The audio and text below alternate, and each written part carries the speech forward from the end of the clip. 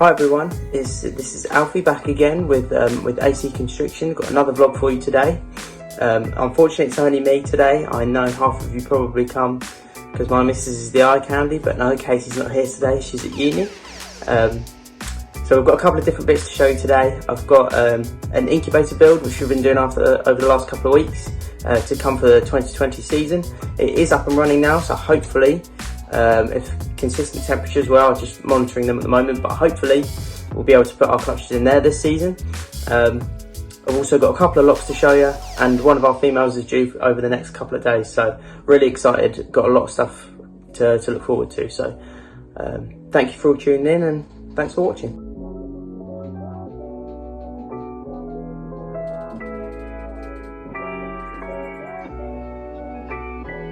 So the incubator sits here on the worktop on the right hand side of the room, just to show you in relation to where that is. The rack is just here, and then if you come around this side, we've got the incubator, the worktop. This is our spare incubator which we've been using for the last couple of years, as I haven't needed as big of an incubator because I haven't been producing as many clutches. But this is actually a reptivator which has been absolutely brilliant, I'll be honest. It's not the cheapest thing in the world for what it is, but if you're a small time breeder and you're only needing 1 or 2 clutches a year, then I would definitely recommend that. To the right of it is our hatchling racks. We've had these for a couple of years now. They're not very full at the moment, but what we've got in here is our super pastel gravel 50% het hypo male, who we absolutely adore here. He's putting on some good size for us. Hopefully he'll be breeding in the next couple of months. And then next to him is a little fire female. We got given her by a good friend of ours, but she's a gorgeous fire, she really is. The light doesn't pick it up too well, but definitely a really good example of a fire. And then just beneath them, I'm sure you've heard them, is a small colony of African soft fur rats, or Maltese as we call them here in the UK. We only have a couple of these, a really small colony. Just I thought it'd be a good idea to have a small colony for the coming months when we've got quite a few hatchlings coming in thick and fast. Just in case we've got some picky eaters, I thought that would be a really good idea. As well as already the picky eaters which we've got here.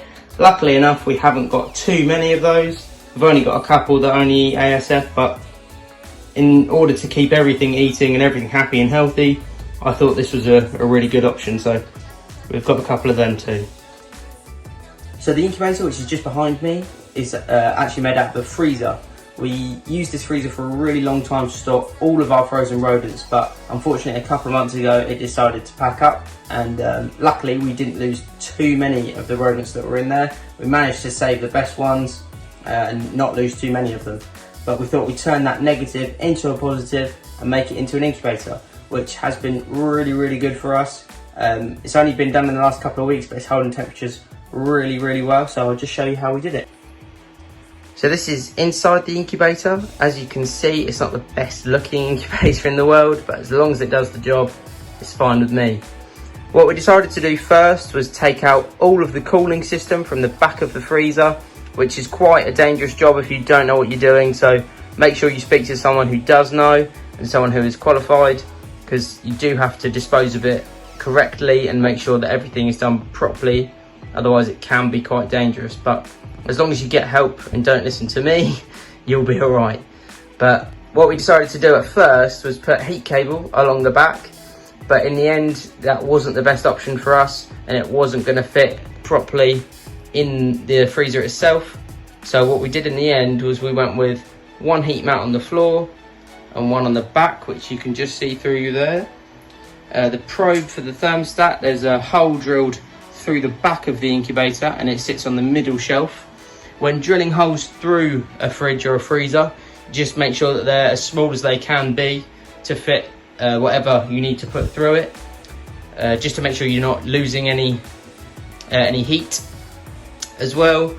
And then we put a fan on the floor and a fan on the top of the incubator, which is just behind that tub. As you can see, the temperature is near enough perfect. With a little bit more tweaking, that should be perfect in the next couple of days. but it can fit around 5 or 6 clutches in here, which is in theory all I should need at any given time during this season. So fingers crossed it gets filled up. But what I definitely would recommend if you're building your own freezer is to buy the highest quality thermostat you can buy. What we did was we bought a microclimate Evo, which sits on top of the freezer. What we did was we just bought an extension lead, plugged that into the thermostat itself, and plugged both the heat mats into it, and set it as at 89 degrees, and it's been absolutely brilliant for us. And hopefully, if these temperatures stay as consistent as they are, we should have some good clutches from here.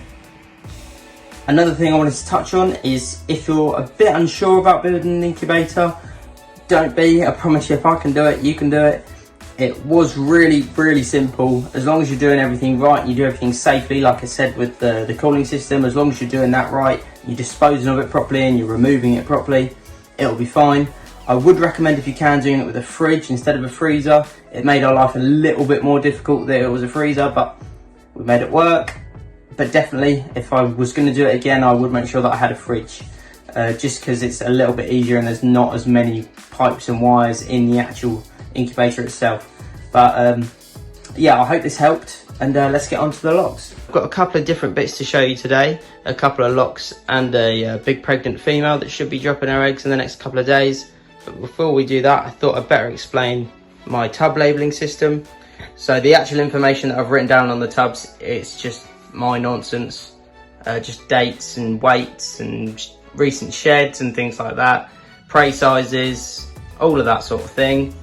But actually the tub labels themselves, they are magnetic strips with label maker labels on them. I found that this is really good for cleaning. When it comes to cleaning, it makes things a lot easier, as well as when it comes to breeding and feeding. So when I see a lock, or when anything's locking, I turn the labels vertically like that. It just makes things a lot more easy and I can see exactly what's going on at a glance. Definitely would recommend. I kind of pinched that idea from Billy over at Mutation Creation. Thank you, Billy. It was a really good idea. But yeah, that's how we do things here.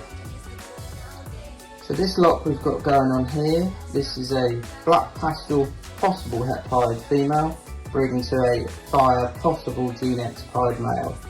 Now she was originally breeding to the pastel gravel het hypo male, but we decided instead last minute that we'd like to see if we could prove out the het pied in her.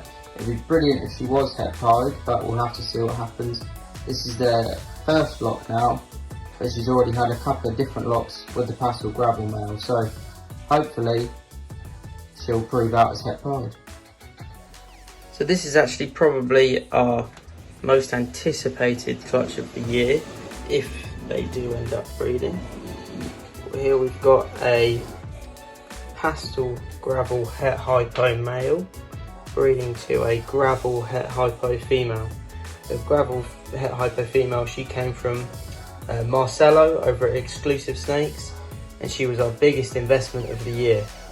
Now if these two do end up producing a viable clutch, then we are in quite long odds really to get a pastel super gravel hypo. Now I don't know if that's been done yet, I don't think it has, but any super gravel hypo combo would be absolutely phenomenal. So this female is due to lay in the next couple of days. She is a pastel het pied female. She was bred to our pastel gravel het hypo male. It wasn't ideal that we had to breed those two together, but with the absence of our yellow belly pied male, who didn't feel like locking at the time, he was our only other option. It's one of the downsides of having a smaller collection, I guess, but I would still take super pastel gravels, 50% het hypo pieds. I'd still take those any day. A couple of things, a couple of tips about girls who are really close to laying. I don't know if you can just see that ridge down her back all the way around. she's very triangular at the moment. If you look at a normal female, they're a bit more rounded and their spine isn't as pronounced. Another thing to look out for is these tiny little drops of urates that are dotted around the cage. I've noticed, if you take those out, she'll often just do them again. I'm assuming that's just a scent thing. That's why I've left her most recent shed in there as well. It's been in there for the last couple of weeks, just in an attempt to sort of make her feel as comfortable as possible. But I'll leave her alone and I'll keep you all updated. So thank you very much for watching. I hope it was at least slightly helpful, and there'll be plenty more videos coming. Thank you very much, everyone. Make sure to follow us on Instagram and like us on Facebook at AC Constriction on both platforms. Thank you very much.